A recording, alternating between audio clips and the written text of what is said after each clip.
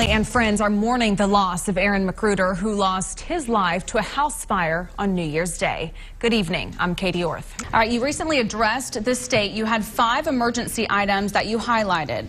School finance reform was one, raising teacher pay, school safety, property tax, and disaster response. Now, you took a more bipartisan approach in that address, as abortion nor immigration were on that list. Why not?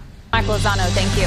Odessa police warning residents and businesses to check money closely. This after counterfeit money circulates in our area. Police say they're investigating more than 50 cases of counterfeit bills. Haley, thank you for that report. Now, according to MPD, the attempted kidnapping report made last week was fake. You'll recall last Friday, a girl reported to police that she was taking out the trash when a man grabbed her by the waist. They have been on a roller coaster when it comes to temperatures, 80 degrees one day, 30 the next.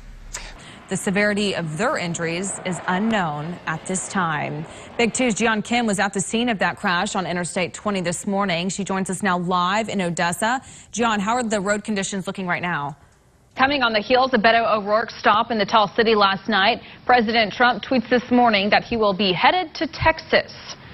Now the tweet reading in part, quote, "I will be doing a major rally for Senator Ted Cruz in October." Meanwhile, a bit of a surprise for the first White House briefing of 2019. White House Press Secretary Sarah Sanders introduced President Trump, who took the podium. First time the highest court in our state visited West Texas today, hearing 2 cases, then taking questions from the public. The police department is reminding drivers of the dangers of texting and driving. In a new crash report, OPD tells us they responded to nearly 4,000 crashes in 2018. We're told about 1,500 of those crashes involved either texting or distracted driving.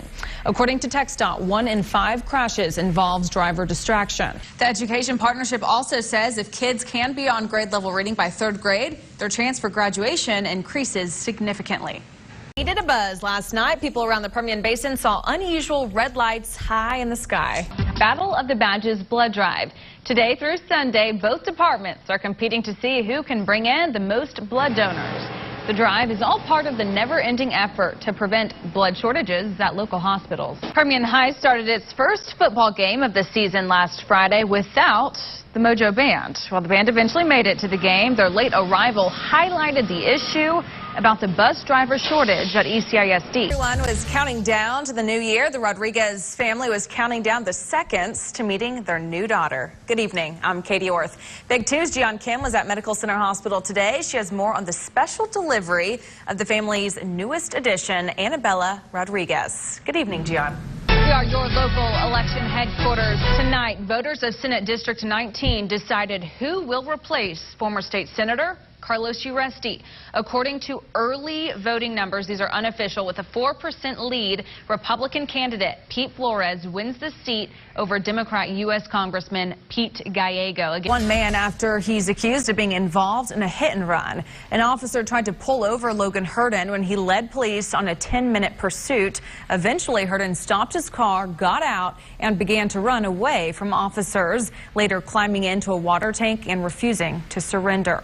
Officers used pepper spray and a taser on the suspect. He was finally taken into custody. Rangers are now investigating the county medical examiner for possible wrongdoing. Corley says the Rangers are looking into whether the Lubbock County medical examiner, Dr. Sam Andrews, is improperly harvesting the body tissue of dead people at that office.